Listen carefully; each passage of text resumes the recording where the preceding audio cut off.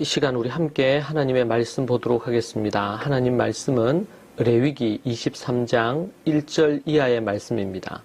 1절부터 34절까지 말씀을 봐야 하는데 그 중에 일부 말씀을 우리가 함께 보도록 하겠습니다.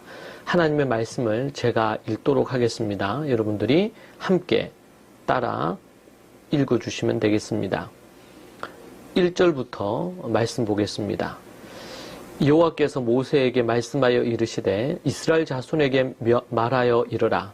이것이 나의 절기들이니 너희가 성회로 공포할 여호와의 절기들이니라. 3절입니다. 안식일에 대한 말씀입니다. 엿새 동안은 일할 것이요 일곱째 날은 쉴 안식일이니 성회의 날이라. 너희는 아무 일도 하지 말라. 이는 너희가 거주하는 각처에서 지킬 여호와의 안식일이니라. 절기 중에 첫 번째 절기가 안식일입니다. 매주 돌아오는 안식일. 이제 4절, 5절은 유월절과 관련된 말씀입니다. 4절입니다. 이것이 너희가 그 정한 때에 성회로 공포할 여호와의 절기들이니라. 첫째 달 14날 저녁은 여호와의 유월절이요. 6절입니다. 이 무교절에 대한 말씀입니다. 이달 15날은 여호와의 무교절이니 이래 동안 너희는 무교병을 먹을 것이요 그 첫날에는 너희가 성회로 모이고 아무 노동도 하지 말지며 너희는 이래 동안 여호와께 화제를 드릴 것이요 일곱째 날에도 성회로 모이고 아무 노동도 하지 말지니라. 아멘. 10절 말씀입니다. 초실절에 관한 말씀입니다. 10절 이스라엘 자손에게 말하여 이르라. 내가 너희에게 주는 땅에 들어가서 너희의 곡물을 거둘 때에 너희의 곡물의 첫 이삭 한 단을 제사장에게로 가져갈 것이요. 15, 16절입니다. 오순절에 관한 말씀입니다. 안식일 이튿날 곧 너희가 요제로 곡신 땅을 가져온 날로부터 세워서 7 안식일의 수유를 채우고 7 안식일 이튿날까지 합하여 50일을 계수하여 새 소제를 여호와께 드리되. 오순절은 22절까지 이어지는 말씀입니다. 23절, 24절, 25절은 나팔절에 관한 말씀입니다. 함께 또 보겠습니다. 여호와께서 모세에게 말씀하여 이르시되 이스라엘 자손에게 말하여 이르라. 일곱째 달 곧 그 달 첫날은 너희에게 쉬는 날이 될지니 이는 나팔을 불어 기념할 날이요 성회라. 어떤 노동도 하지 말고 여호와께 화제를 드릴지니라. 27절, 28절 이하 33절까지는 대속죄일에 관한 말씀입니다. 27절, 28절을 읽겠습니다. 일곱째 달 열흘날은 속죄일이니 너희는 성회를 열고 스스로 괴롭게 하며 여호와께 화제를 드리고 이 날에는 어떤 일도 하지 말 것은 너희를 위하여 너희 하나님 여호와 앞에 속죄할 속죄일이 됨이니라. 그리고 34절 이하는 초막절입니다. 34절 읽겠습니다. 이스라엘 자손에게 말하여 이르라. 일곱째 달 15날은 초막절이니 여호와를 위하여 이래 동안 지킬 것이라. 아멘. 오늘 하나님이 정하신 절기를 지키라 라는 제목으로 함께 말씀 나누겠습니다.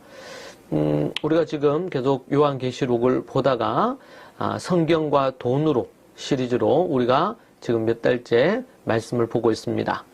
오늘로 우리 몇 주간 이제 부활절을 앞두고 있는 상황에 하나님 앞에서 이 절기에 대해서 오늘을 우리가 살피고 여호와 하나님께서 절기를 지킬 것에 대하여 명령하셨습니다. 6월을 넘어서 6월절이라고 부르죠. 6월을 넘어서 이제는 부활로 나아가는 부활로 완성이 되는 그러한 이 절기와 관련해서 우리가 오늘 살피도록 하겠습니다. 레위기 23장 등에 등장하는 이 여호와의 절기는 총 8가지입니다.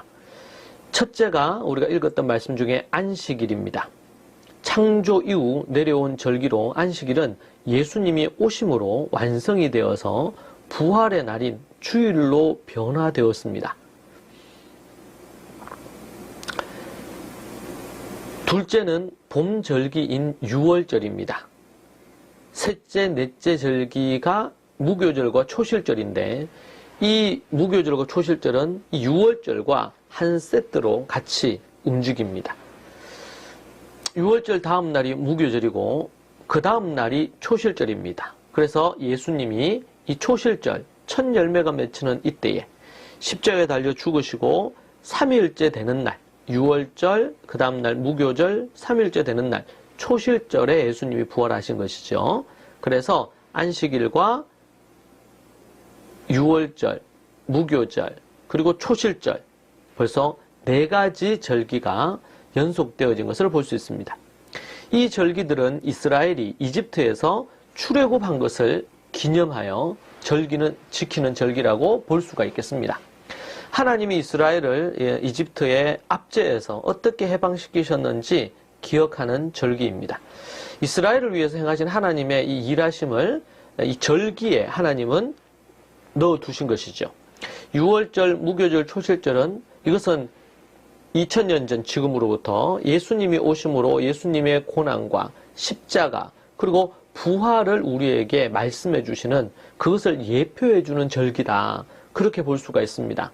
이것은 속량과 정결함의 의미를 갖습니다. 깨끗하게 한다. 그래서 이제 6월절에 그들은 뭐합니까? 누룩을 제거하는 이런 행사들도 합니다. 그래서 속량과 정결함의 의미를 갖습니다. 모든 절기는 오실 예수님과 관련되어 있습니다. 출애굽 때 10번째 재앙을 피할 수 있었던 것은 어린 양의 피였습니다. 이스라엘 집들은 하나님의 명령을 쫓아 문설주에 피를 바름으로 죽음이 건너갔다고 해서 6월 패스오버라 그러죠. 건너갔다, 건너뛰었다 이런 의미의 이름으로 절기를 지켰습니다.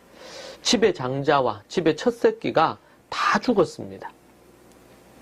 이때 죽음이냐 아니면은 생명이냐? 하나님께서 명령하셔서 모세를 통해서 그 어린 양의 피를 바름으로 이스라엘 가운데는 생명이 임했고 죽음이 임하지 않았고 피를 바르지 않은 모든 이집트, 애굽의 집들에는 죽음이 임했습니다.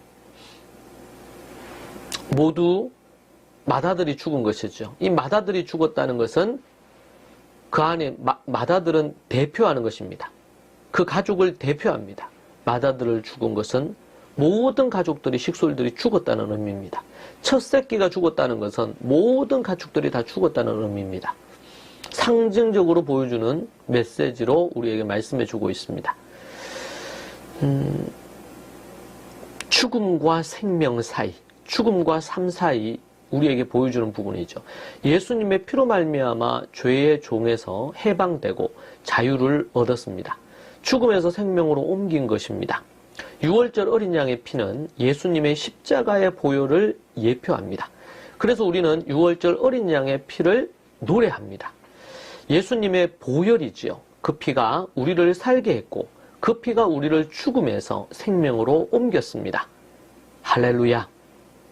6월절은 십자가에서 죽음을 의미하고 무교절은 무덤에서 머무신 것을 의미하고 초실절은 3일 만에 예수님이 부활하신 것을 가리키는 것입니다. 예수님은 6월절에 죽으시고 3일째인 초실절에 부활하셨습니다.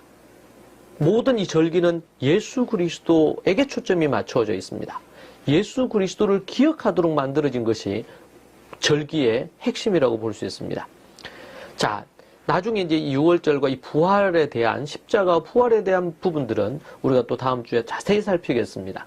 다섯 번째 절기는 늦봄이자 초여름에 해당되는 부분이고 이 부활절 이후로 해서 6월절 이후로 해서 50일째 되는 날 오순절이죠. 그래서 이 절기는 성령 강림절로 완성이 되었습니다. 여섯째 절기는 나팔절입니다. 여섯째 절기, 여덟째 절기까지는 가을 절기에 속합니다. 여섯 번째 절기는 나팔절이고 일곱 번째 절기는 대속절입니다.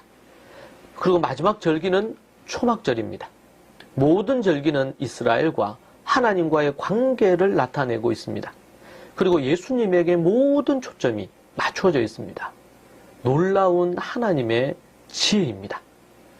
저는 성경에서 이러한 특별히 이 절기를 공부하고 연구하고 이렇게 하면서 너무 하나님의 그 지혜가 놀랍다는 것을 깨달았습니다.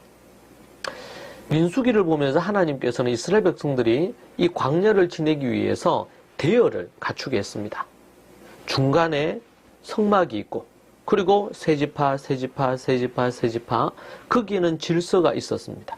그 사이에, 성막과 지파들 사이에 레위인들을, 제사장 그룹들을 배치시키셨습니다.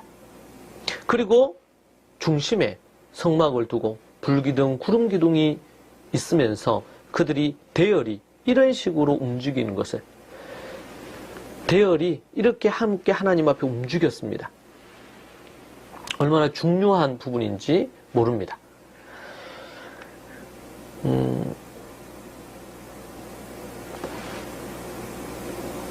이렇게 해서 8가지 절기를 하나님 우리에게 주셨습니다. 하나님의 지혜는 참으로 놀랍습니다.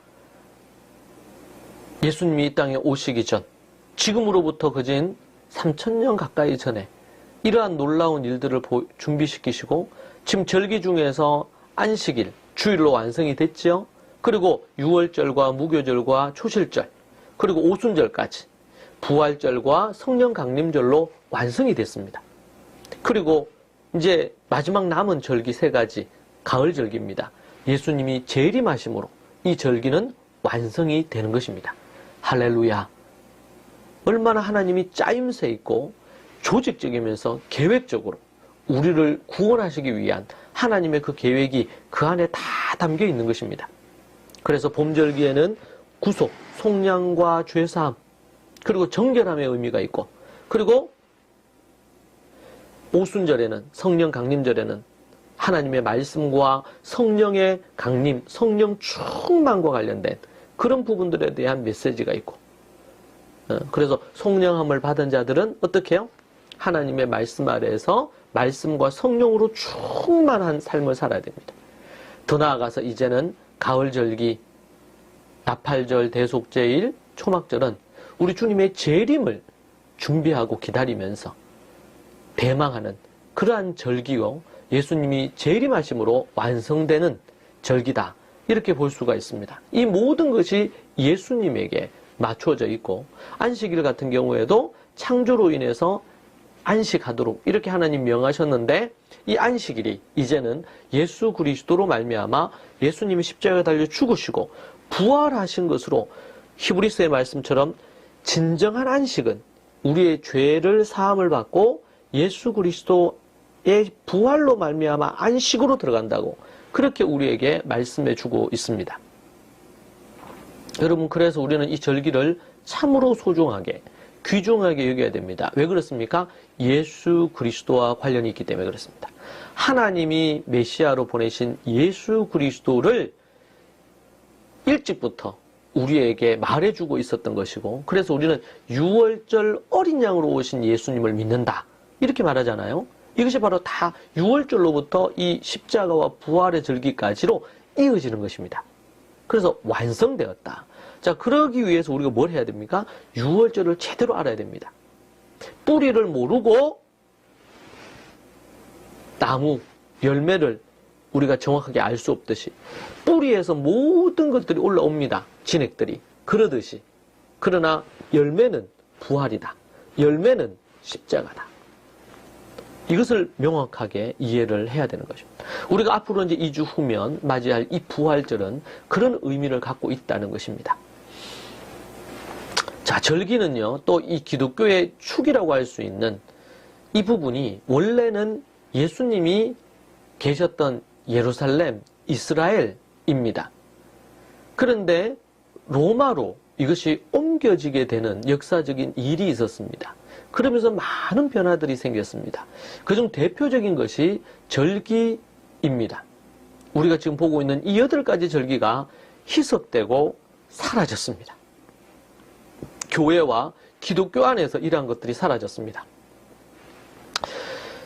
예수님이 계셨던 1세기에는 아브라함 이후 내려오던 절기를 소중히 여기면서 정신도 이어왔습니다. 1세기 당시 절기는 가정에서부터 시작했습니다. 부모, 조부모가 함께 절기의 의미를 살펴보고 각종 체험과 간증 등으로 자녀들에게 전수했습니다. 부모와 조부모의 삶과 가정, 문화를 통해서 자연스럽게 자손들에게, 후손들에게 전수되었습니다. 절기는 행사가 아닙니다. 문화요, 삶입니다. 그들의 삶의 방식이었습니다. 존재 방식이었어요. 그런데 이것을 자꾸 종교적으로, 어떤 이벤트로, 행사로, 어떤 퍼포먼스로 그렇게 그친단 말입니다. 이것은 어디에서부터? 가정에서부터 전수되어야 된다.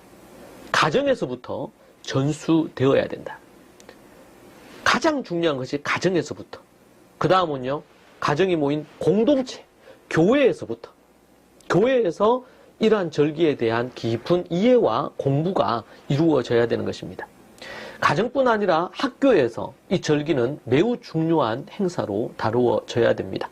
그 의미를 구체적으로 공부하고 토론해야 합니다. 교회는 가정과 학교를 아우르는 공간이었습니다. 믿음의 가정들이 모여서 함께 여호와께서 명하신 계명인 절기를 지켰습니다. 절기는 삶이요, 그들의 문화였습니다. 그리고 그들 존재 자체였습니다. 절기 없이 그들이 존재할 수 없었습니다. 보십시오. 이 첫 번째 절기인 유월절 없이 저들이 애굽에서, 이집트에서 출애굽하는 일은 불가능했습니다. 10번째 재앙인 장자가 죽는 재앙, 이 재앙으로 말미암아 이스라엘은 출애굽하게 되었고 이스라엘이라는 국가를 형성하는 출발점이 되었습니다. 정말 독립기념일과 같은 것이죠. 노예였다가 그렇게 이제는 한 국가로 그들이 이루어지게 된 것이고, 이것은 아브라함에게 내가 너로 큰 민족을 이루게 하겠다라는 것의 성취였습니다. 자, 그런데 이런 절기가 종교 행사로 변질되어 버립니다. 본질은 희석되고 화려한 조명과 이벤트에 길들여졌습니다. 부활절 그러면 그냥 계란을 까서 먹는 것으로 생각을 하고 계란을 나누어 주는 것으로 그렇게만 생각을 한단 말입니다. 이것은 매우 심각하고 매우 문제가 되는 것입니다. 부활절 예배 행사를 하면 부활절을 지킨 것으로 착각하는 경우들이 있습니다. 이것은 진리의 종교화다. 그렇게 이름을 붙여볼 수 있겠습니다. 종교가 되어버린 것입니다.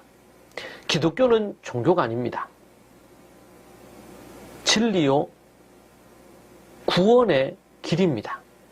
그리고 하나님과의 사랑의 관계입니다. 종교는 내가 뭔가를 하는 것이고, 내가 뭔가를 해서 내가 믿는 어떤 대상에게 뭔가를 하는 것이고, 진리는 그 하나님이 우리를 찾아오셔서 그 하나님과 사랑의 관계를 맺는 것입니다. 마음과 뜻과 힘을 다해서 주 너의 하나님을 사랑하라. 사랑하는 것입니다. 종교는 종교화된다는 것은 사랑이 아니고 어떠한 행위입니다. 종교 행위입니다. 아닙니다. 사랑입니다. 그 사랑이 행위로 드러날 뿐입니다. 행위로 사랑의 대처가 될 수가 없어요. 예수님은 종교화를 비판하셨습니다. 말라기의 말씀처럼 마음 없는 피해 제사와 제물을 거부하시면서 성전 문을 닫았으면 좋겠다고 그렇게 말씀하셨습니다. 더는 유대인들의 제물도 제사도 받지 않겠다고 하십니다. 그들의 제사는 가인의 예배로 전락했습니다. 삶이 없는 예배, 하나님을 사랑함이 없는 종교 생활로서의 예배로 전락했습니다. 그리고 그들을 향해서 종교인 목사들은 구원과 천국을 보장했습니다. 더 이상 거듭난 자녀도 제자도 존재하지 않았습니다. 종교는 교회 안에 설 자리가 없게 해야 합니다. 더 이상 교회 안에 종교라는 것들은 싹 다 치워버리고 없애버려야 됩니다. 교회가 종교화되는 순간 이미 타락한 것입니다. 중세 기독교가 그랬습니다. 4세기 이후 로마의 이태리에서 시작된 이 기독교는 매우 타락했습니다. 그것의 극이 중세 기독교 그리고 종교개혁이 일어나기 전 그리스도교라는 종교입니다. 절기는 이 하나님을 믿는 믿음의 사람들의, 경건한 자들의 생명의 사이클입니다. 생명력 있게 계속 사이클이 돌아가도록 만드는 것이 절기입니다. 하나님은 인간을 지으시고 생명력 있는 삶을 살게 하기 위하여 안식일부터 시작해서 절기를 주셨습니다. 3대 절기는 반드시 하나님 앞에 나와야 합니다. 그렇지 않으면 하나님의 백성으로 자격이 없습니다. 하나님이 정하신 절기, 하나님이 자신의 백성을 위해 각별히 준비하신 것입니다. 생명력 있는 삶을 위해 8가지 절기를 정하시고 반드시 지키라고 그렇게 명령하셨습니다.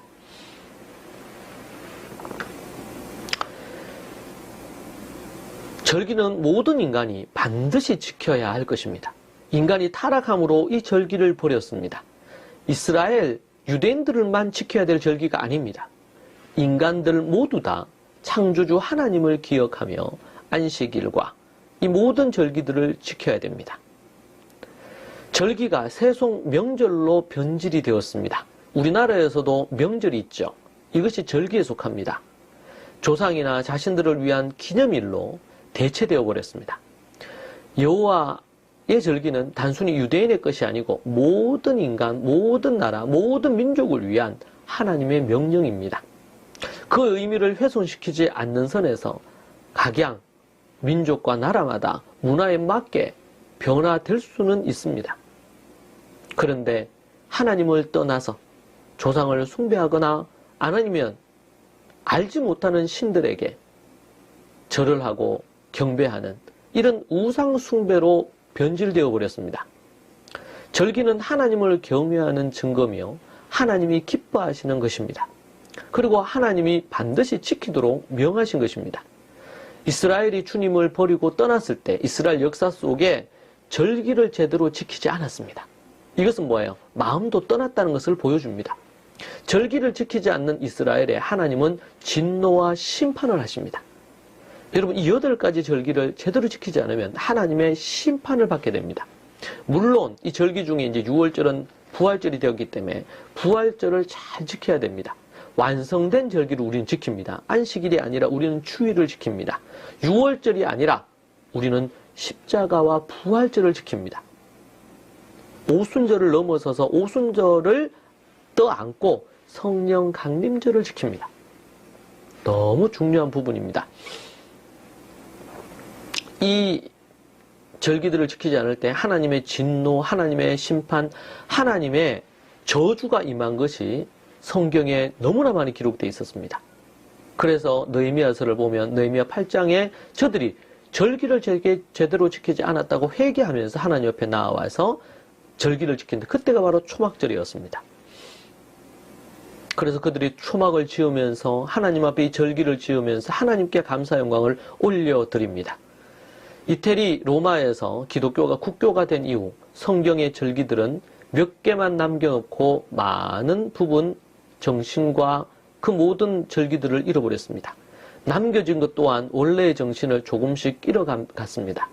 종교개혁을 통해 이 변질된 것들이 많이 회복이 되었으나 그러나 한계가 많았습니다.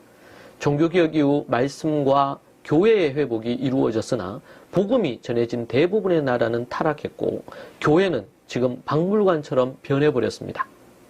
생명의 사이클인 이 절기만 하나님 앞에 주일 성수부터 해서 잘 지키기만 했어도 결코 유럽과 많은 나라들이 진리가 들어가고 교회가 들어간 그 나라들이 망하지 않았을 것입니다. 그런데 지금은 모두 다 무너졌고 교회는 아름답고 화려한 교회는 박물관처럼 변해버렸습니다. 종말을 앞둔 이때에 새로운 개혁이 필요합니다. 우리는 1세기 당시로 성경 시대 당시로 그 원리와 그 정신으로 돌아가야 됩니다. 교회는 그렇게 돌아가야 됩니다. 한국교회도 많은 부분 타락해 있습니다. 말씀으로 돌아가서 구약과 신약 1세기 예수님의 가르침을 쫓아야 되겠고 성경의 가르침을 따라야 되겠습니다. 사도들의 교회를 우리는 재현하고 이 땅에 실현해야 됩니다. 1세기 당시 가정, 학교, 교회, 삶의 문화로 돌아가야 됩니다. 개개인들이 하나님이 원래 말씀의 뜻을 제대로 알기 위해서 초대교회처럼 공부해야 합니다. 원어의 정확한 의미와 히브리 사고로 성경을 공부하고 공부해야 할 것 중에 또 하나가 바로 절기입니다. 우리는 바로 이런 부분으로 돌아가야 됩니다. 결코 여러분 1세기 교회가 망했다고 하는 이들이 있습니다. 결코 그렇지 않습니다. 여러분 전 세계에서 유일하게 지금도 부흥하고 성장하는 교회가 딱 한 교회가 있습니다. 한 민족, 이스라엘입니다. 왜요? 초대교회 1세기 당시의 교회의 정신을 그대로 이어가고 있습니다. 제가 이스라엘 갔을 때도 거기에 예수님을 믿는 유대인들이 예배 드릴 때 함께 예배 드렸습니다. 그때에 그 모습을 보고 저는 너무 충격이었습니다. 왜냐하면 저들이 하나님 앞에 예배하는데 그것은 우리가 드리는 예배와는 사뭇 달랐고 1세기 당시에 그 교회의 전통에 맞추어서 저들이 그 정신을 잃어버리지 않고 예배하는 모습으로 선 것을 보았습니다. 우리가 앞으로 계속 우리 교회가 나아가야 될, 그리스도인들이 진정으로 나아가야 될, 잃어버린 이 절기와 잃어버린 많은 것들 10가지 가까이 있었죠. 회복해야 되고요. 지금 우리가 10여 년을 그렇게 달려왔습니다. 그리고 회복해야 될 것 중에 하나 가정, 각가지 많은 부분, 10가지 영역이 있습니다. 그 부분에 대한 회복이 필요합니다. 이루어져야 됩니다. 그럴 때 여러분 2000년이 지났지만 계속 부흥하고 성장하고 다음 세대를 0.1%도 한국의 믿는 집의 자녀들의 95%가 지옥으로 떨어지고 있습니다. 지금 믿는 집의 자녀들이 믿음을 버리고 하나님을 버리고 떠나서. 그런데 이스라엘에서는 1%도 0.1%도 안 떠나고 있습니다. 왜 그렇습니까? 정말 하나님의 말씀, 우리가 말씀의 사람, 말씀 전수, 말씀 전파, 이 슬로건을 갖고 있잖아요. 말씀의 사람, 말씀 전수, 말씀 전파. 말씀의 사람 만들었습니다. 그리고 그들은 말씀을 전수했어요. 그리고 말씀 전파하는 거예요. 말씀 전수, 말씀의 사람 만드는 것 없이 말씀 전파. 이것도 너무나 중요한 부분입니다. 세계 선교 전도와 세계 선교 사명. 그런데 앞에 말씀의 사람이 돼야 되겠고 말씀 전수가 이루어져야 돼요. 가정에서. 이 두 가지를 기본으로 하고 이웃에게 말씀 전파하고 세계 선교에 이바지를 해야 되는 것입니다.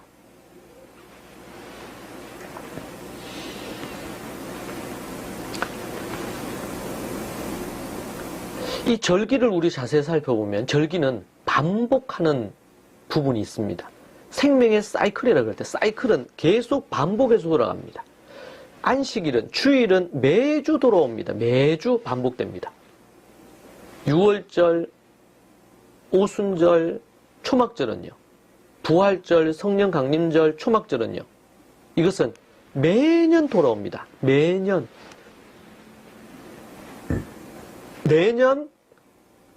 하나님이 우리를 구원해 주신 놀라운 일들을 우리가 경험하는 것입니다. 할렐루야.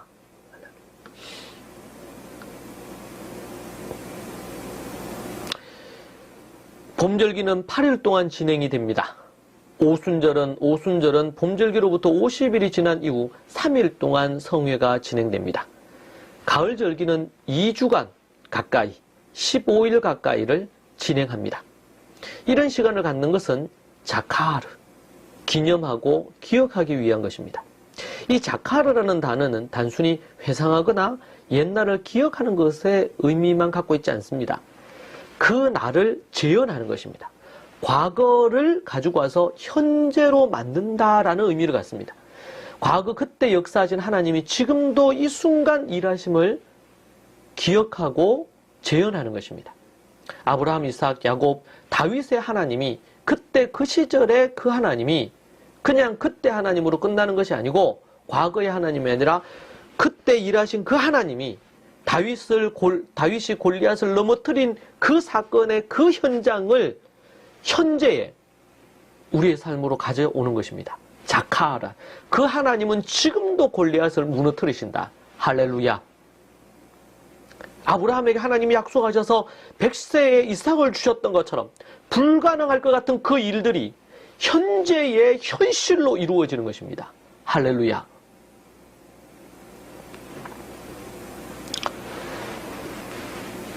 홍해가 갈라지고 만나와 메추라기가 내려오고 여리고성을 무너뜨리시는 하나님, 그 하나님을 체험하고 믿는 것입니다. 신앙이 관념화되고 추상화될 때 죽은 신앙으로 전락합니다. 신앙은 실제여야 하고 살아있는 증거여야 합니다. 그것은 믿음으로 열매를 맺습니다. 그 믿음은 성경의 말씀을 정확히 알고 그 말씀대로 성취될 것을 확신하며 과거 사건이 과거에 머물러 있지 않고 현실에 실현되도록 만드는, 그것을 자카르라고 합니다.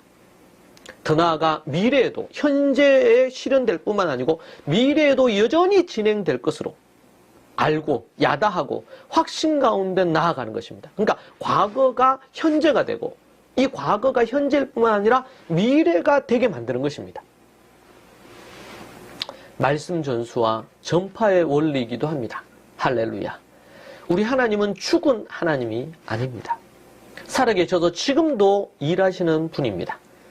자카르 되게 하기 위해서 하나님은 반복적으로 매년 절기를 지키라고 명하셨습니다.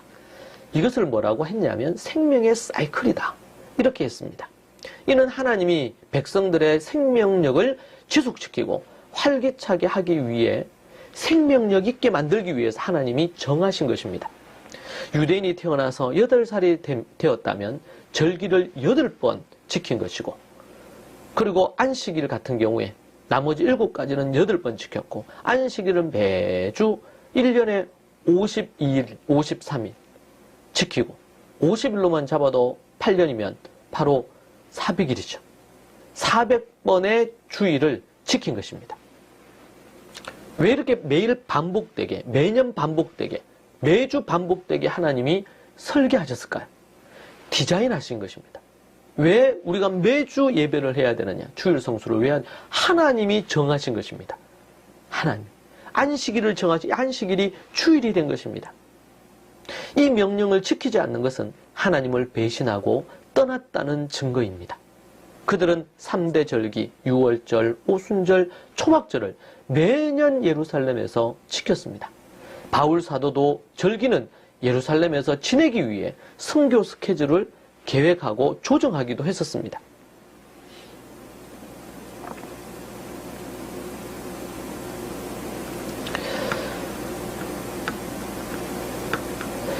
우리가 다음 주에 우리가 십자가와 부활에 대해서 깊이 우리가 살펴보겠지만, 오늘 우리가 이 절기에 기반을 둔 이 절기가 그렇게 중요한데, 우리에게 다가오고 있는 이 부활절, 십자가와 부활의 이 절기에 대해서 우리가 먼저 알아야 될 것은 유월절을 알아야 됩니다. 유월.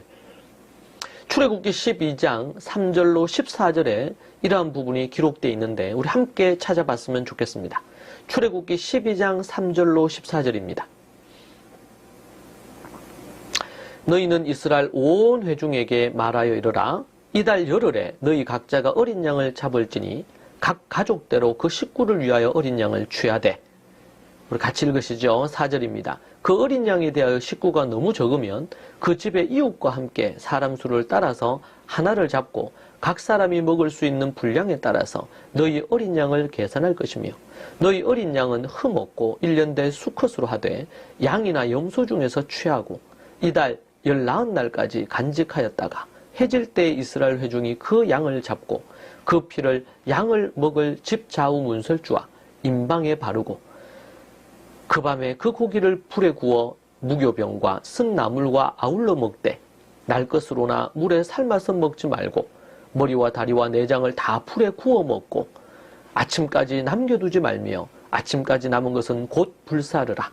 너희는 그것을 이렇게 먹을지니 허리에 띠를 띠고 발에 신을 신고 손에 지팡이를 잡고 급히 먹으라. 이것이 여호와의 절기니라. 내가 그 밤에 애굽 땅에 두루 다니며 사람이나 짐승을 막론하고 애굽 땅에 있는 모든 처음 난 것을 다 치고 애굽의 모든 신을 내가 심판하리라. 나는 여호와라.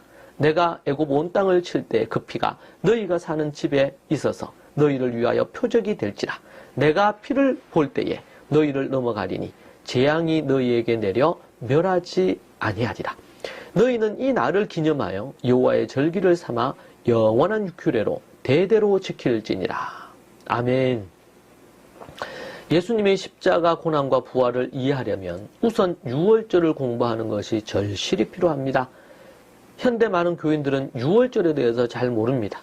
우리가 유월절에 대해서 깊이 공부한 것이 10여 년이 지나가고 있습니다. 이 유월절을 정확하게 모르면 우리가 이 십자가와 부활을 정확하게 이해할 수 없습니다. 저는 10여 년 전 이 유월절에 대하여 깨닫고 공부하고 연구한 이후에 그 깨달음이 저에게 십자가와 부활을 완전히 다르게 이해하게 만들어 주었습니다. 구약의 이 출애굽기에 나타난 이 유월절 사건은 마지막 10번째 재앙이죠. 그 사건은 유월절 어린 양으로 오실 예수님의 십자가와 부활을 우리에게 미리 예고해 주고 예언해 주셨던 말씀입니다. 근데 심지어 신학교에서도 이 절기에 대해서 제대로 강조해서 가르쳐 주지 않았습니다. 매우 안타까운 일이죠. 절기는 지키는 하나님, 절기는 하나님의 절기를 지키라고 하나님이 명령하셨습니다. 또한 예수님께서 성취하신 구원과도 밀접한 관련이 있죠. 유월절은 애굽에 내린 10가지 재앙 중 마지막 재앙과 연관이 있습니다. 이집트의 모든 장자가 다 죽을 때에 피를 바른 이스라엘 집들은 죽음이 건너갔습니다.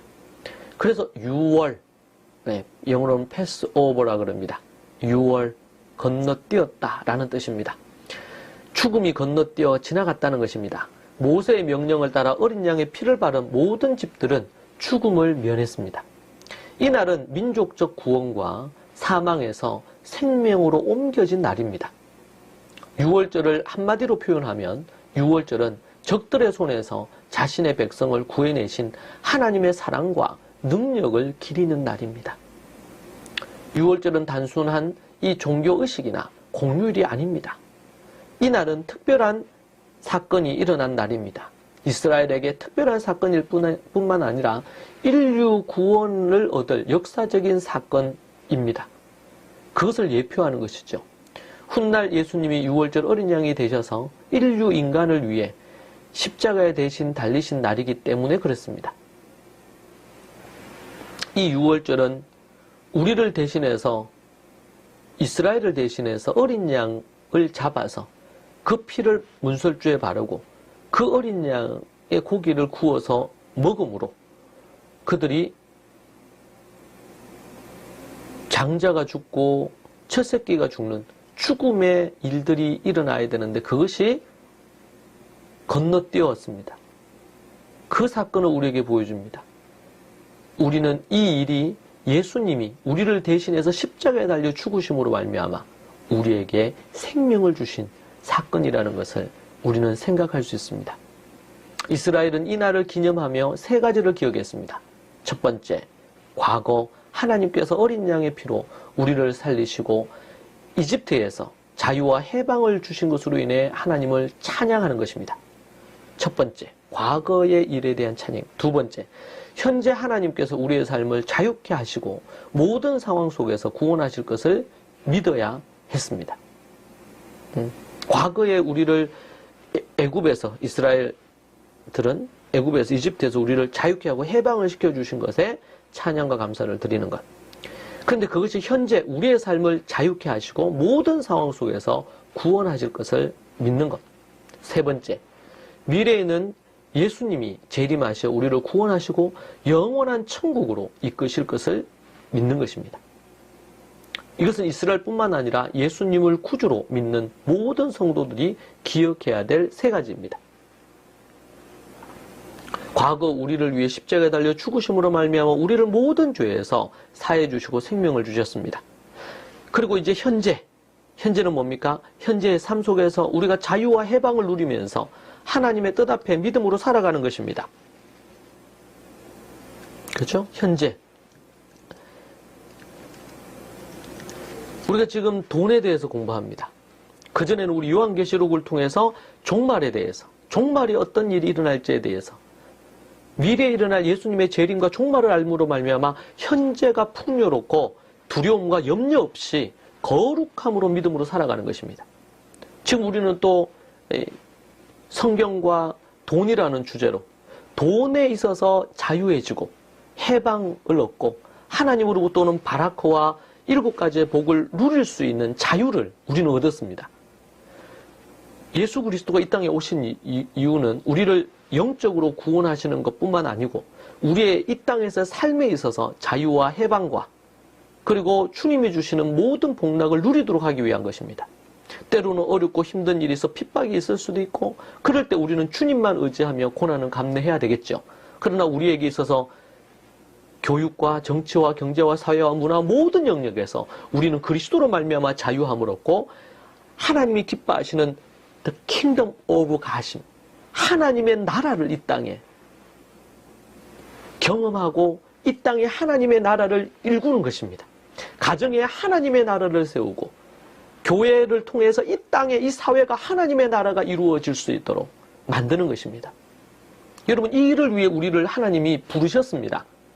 우리를 예수님을 믿고 믿음 생활을 하도록 부르셨다는 것은 이 땅에 하나님의 나라를 실현하라고 하나님이 우리를 부르신 것입니다.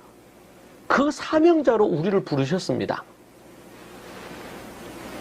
근데 지금 95%의 다음 세대가 떠나가고 있고 그들이 지옥을 향해 가고 있습니다.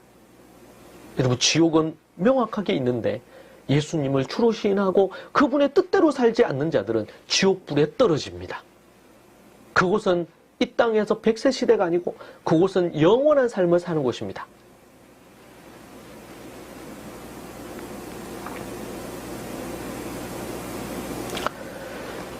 유월절이 되면 그들은 누룩 제거하는 행사를 합니다.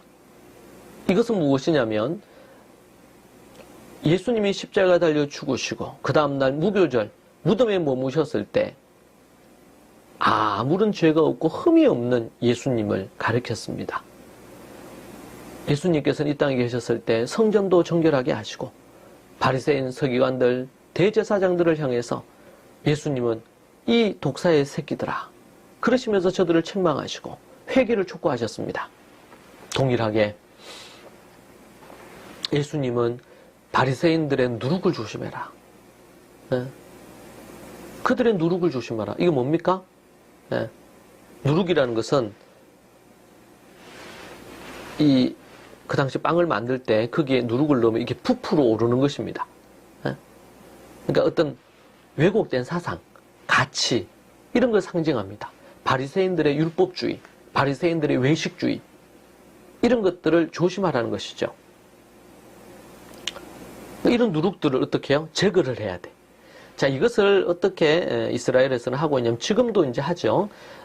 그날이 되면 6월절이 되면 그날 온 집에 있는 모든 것들을 밖으로 끄집어내서 소위 말해서 대청소를 합니다. 모든 것들을 다. 그래서 먼지, 더러운 것들 싹 다 제거하고 정결하게 하는 것입니다. 어디를? 우리가 지내는 집과 그리고 또 교회죠. 옛날에는 회당이라 불렀죠. 교회와 그 주변을 깨끗하게 하는 것입니다. 그러니까 좀 눈에 보이는 부분으로 물리적으로 깨끗하게 청소하는 것뿐만 아니고 더 나아가서 우리의 윤리나 도덕적으로 음란한 거, 또 정말 하나님이 기뻐하시지 않는 거, 이런 것들. 요즘은 이제 스마트폰 많이 이용하고 인터넷 많이 사용하니까 거기에 하나님이 기뻐하시지 않는 부분들 다 제거하고 없애야 돼. 누룩을 제거하는 것입니다. 그런 행사를 하는데요. 이것은 어떤 의미를 갖습니까? 그냥 그런 행사하는 것에 초점이 있는 게 아닙니다. 바리새인들은 서기관들 같은 경우에 그들이 너무 그런 제거했죠, 누룩을.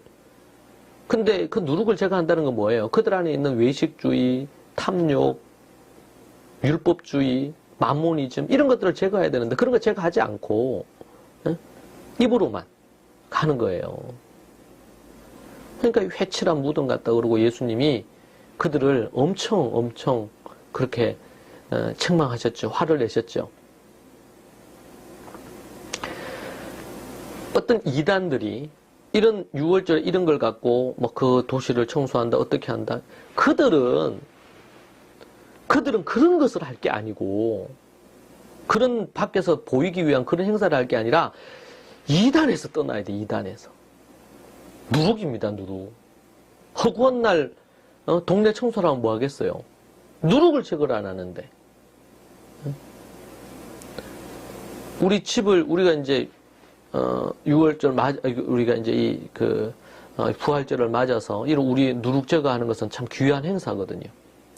그래서 원래 이제 교회 이번 이제 우리 광주에는 거기에는 지금 이제 거의 다 내부가 다 완료가 됐어요. 그래서 이제부터는 이제 부지런히 할 수만 있으면 매일 와서 여러분 예배당과 그리고 학교와 이런 곳을 부지런히 누룩을 제거해 주세요. 누룩을. 예. 참 이 타이밍이 절묘합니다. 부활절을 맞아서 우리가 들어가게 됐는데 그런 부분 그렇게 깨끗하게 응? 우리 대구 교회 같은 경우에도 지금 코비드19나 이런 것 때문에 여러 가지 있었는데 깨끗하게 이제 우리 다음 주에 청소할 것입니다. 그리고 여러분 각 가정에서도 지난주에 제가 얘기할 때 우리 광주 식구들은 가정에서 이렇게 얘기했는데 아닌 것 같아요. 가정에서도 하십시오. 모든 가정에서 하십시오. 또 더 나아가서 몸된 교회 와서 그곳을 깨끗하게 청소하십시오. 정결하게. 자, 그런데 그것만 하지 마십시오. 이 대청소를 하는 것입니다. 누룩 제거하는 것입니다. 여러분 누룩 제거를 여기서 끝이면은 그냥 대청소한 거예요. 봄맞이 대청소. 이단들이 그런 짓을 많이 해요. 자, 그런데 더 나아가서 우리는 어떻게 해야 돼요?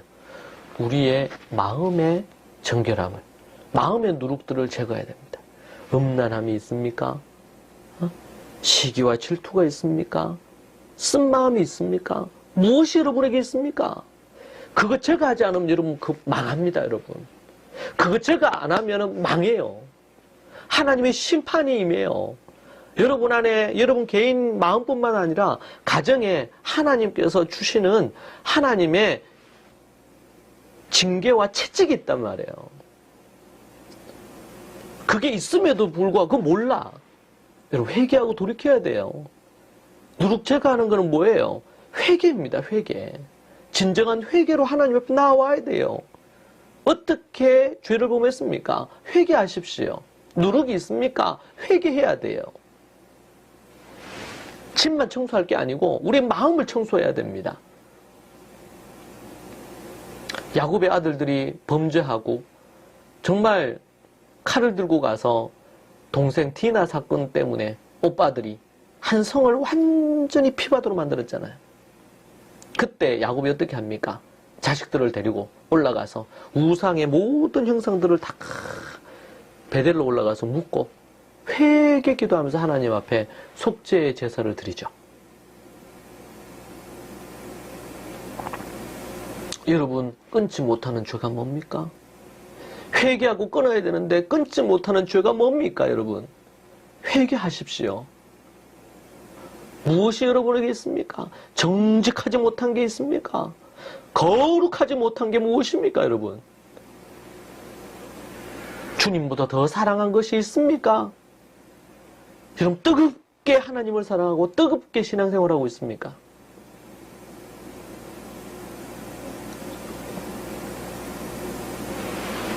회개하고 주님께 나오십시오.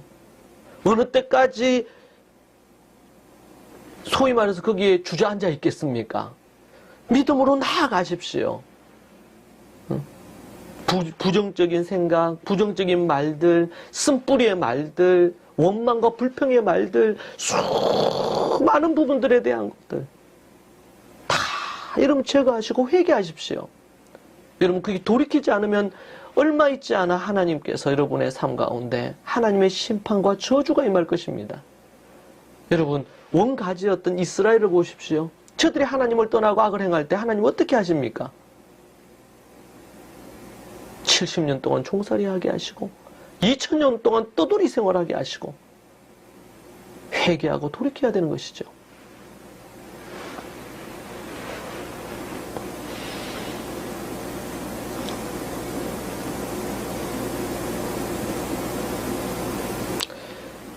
주께서 우리에게 우리의 죄를 사하기 위해 이 땅에 오셨습니다.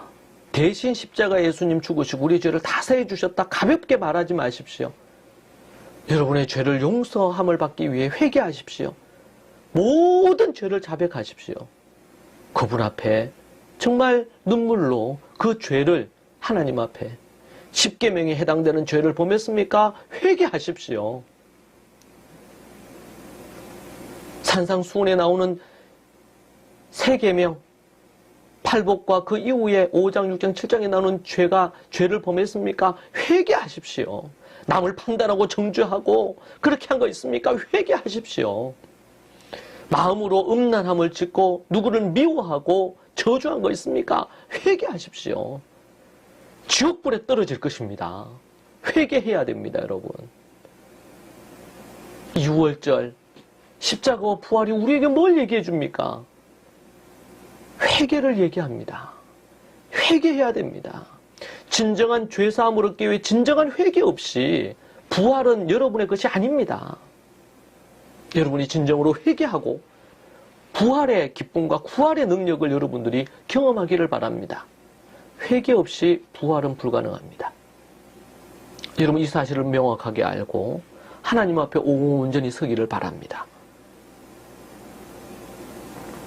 생명의 사이클로 여러분 생명력 있는 삶을 사십시오. 내일 당장 우리 주님 재림하신다고 해서 우리 생이 끝나고 모든 것이 끝난다 하더라도 그때 찬양하며 주님을 만날 수 있는 사람이 되십시오. 그럴 때 여러분에게 진정한 하나님의 은혜가 있을 것입니다. 하나님이 정하신 절기, 그것이 무엇인지를 알고 다시 회복시키고 우리의 삶 가운데, 우리 교회 가운데, 여러분의 가정 가운데, 이 나라 가운데 이루어져야 될 줄로 믿습니다. 기도하겠습니다. 살아계신 하나님 아버지 감사합니다. 이 부족한 종을 목사로 삼아주시고 정말 죄 많고 더러운 이 죄인을 주께서 긍휼히 여기시고 주의 사자로 세우셔서 사명 감당케 하시니 감사합니다. 오늘 말씀을 들은 이 말씀을 붙들고 믿음으로 살아가는 모든 식구들 되게 해주시고 주의 성령의 은혜와 능력을 경험할 수 있도록 주께서 도와주시옵소서. 절기가 생명의 사이클임을 알고 정말 소중히 여기며 날마다 주님을 더욱더 의지하고 이 주님의 부활절을 앞두고 진정한 회개와 참회가 있는 그러한 시간들이 될 수 있도록 인도해 주옵소서. 회개의 역사, 눈물의 역사, 주님 앞에 돌이키는 역사가 있게 도와주시옵소서. 주께서 인도해 주실 줄로 믿습니다. 예수님 이름으로 기도합니다. 아멘.